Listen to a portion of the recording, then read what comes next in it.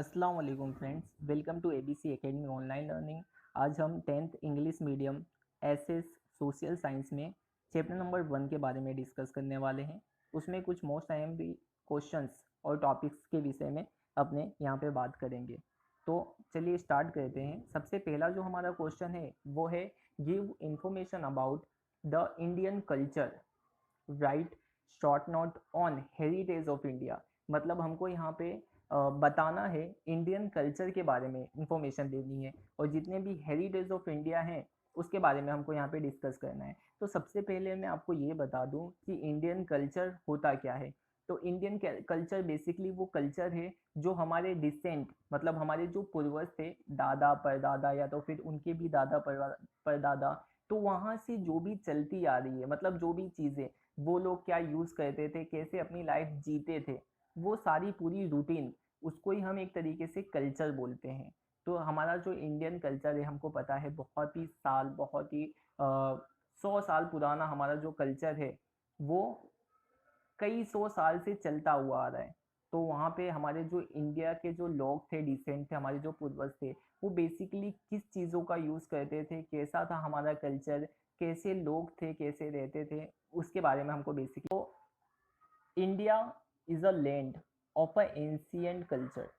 India is a land of an ancient culture which has bestowed upon its people and world at the large, rich and varied heritage.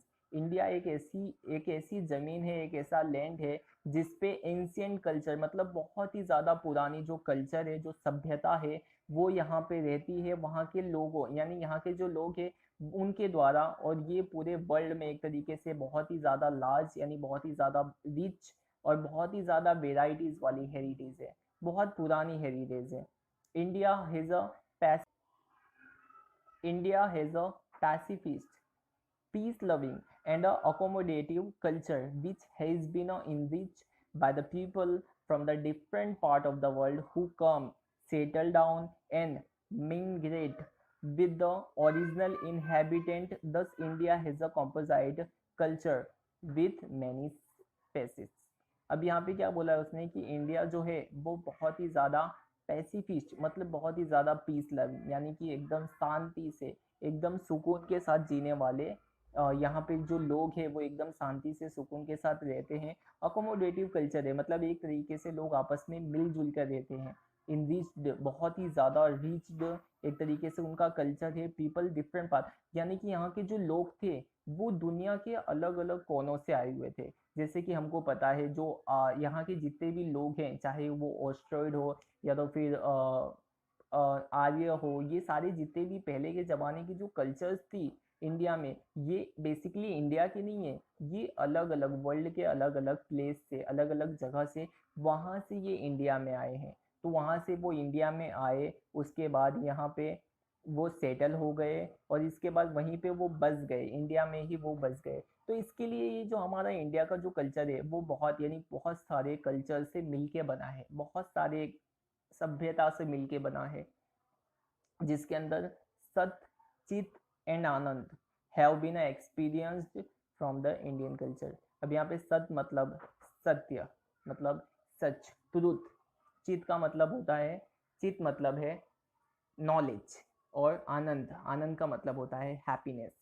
तो ये जो तीन चीज़ें हैं यहाँ पे इंडियन कल्चर से हमको ये सारी चीज़ें देख। फिर उसके बाद है the value of a non violence and peace have been admired and accepted by the world. मतलब जो वैल्यू है नॉन वायलेंस और पीस, मतलब अहिंसा और शांति, ये दोनों चीज़ें एक्सेप्ट किया है पूरे वर्ल्ड ने, जिसको इंडिया के कल्चर, मतलब इंडियन कल्चर ने इसको दुनिया को दिया था और पूरे वर्ल्ड ने इसको एक्सेप्ट किया है। जो पीस और नॉन वायलेंस है वो इंडिया से ही बेसिकली होके निकला है। People from the time of ancient Indus valley civilisation, Indus valley civilisation बहुत ही पुरानी सिविलाइजेशन है इंडिया की, तो उस टाइम पे to the present time have enriched India's culture by their intellectual activity, ability, talent and skill। यानी यानी कि अभी हम यहाँ पे जो इस मुकाम पे पहुंचे हैं, इतने ज़्यादा इंग्लिश्ड हुए हैं, वो बेसिकली इंडस वैली सिविलाइजेशन से आई है, उनके कल्चर से, जहाँ वहाँ के लोग इंटेलेक्चुअल एक्टिविटी, यानी कि वहाँ की जो इंटेलेक्चुअल एक्टिविटी वो लोग करते थे, उनकी एबिलिटी, उनके टैलेंट, उनकी स्किल, ये सारी चीज़ों से मिलके इंडिया का जो कल्चर है वो बना है। इनन्यूमरेबल स्कॉलर्स, इंडिया के अंदर बहुत सारे इनन्यूमरेबल, मतलब इतने ज़्यादा स्कॉलर्स थे पहले के ज़माने में, एंशियंट इंडिया में।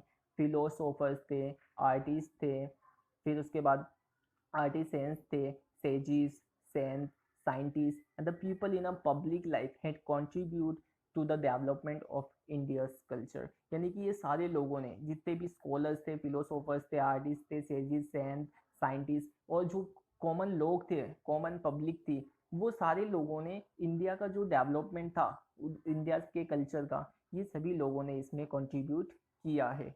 The plurality of races, religion, languages, ways of life of people have given unity in a diversity to Indian culture।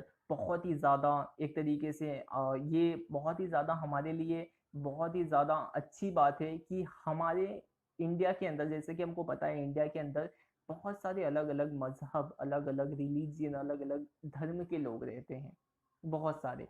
उनकी लैंग्वेजेस भी अलग है, उनके रेसिस भी अलग है, उनके वे ऑफ लाइफ, मतलब उनकी जो लाइफ है वो सबकी अलग अलग है, रहने के तौर तरीके से, लाइफ स्टाइल से लेके उनके खाने पीने के तरीके तक, सब कुछ अलग है। लेकिन फिर भी हमारे अंदर क्या है? Unity in diversity. Unity in diversity का मतलब क्या होता है कि हम डाइवर्स तो हैं, अलग अलग तो हैं, लेकिन हम फिर भी यूनिटी, मतलब एक साथ मिलकर रहते हैं। तो इसके लिए इंडिया की जो कल्चर है उसको बोला जाता है यूनिटी इन डाइवर्सिटी, मतलब विविधता में एकता। मतलब अलग अलग तो हैं, लेकिन फिर भी हम क्या हैं? हम सभी भारतवासी, हम सभी इंडियन एक हैं।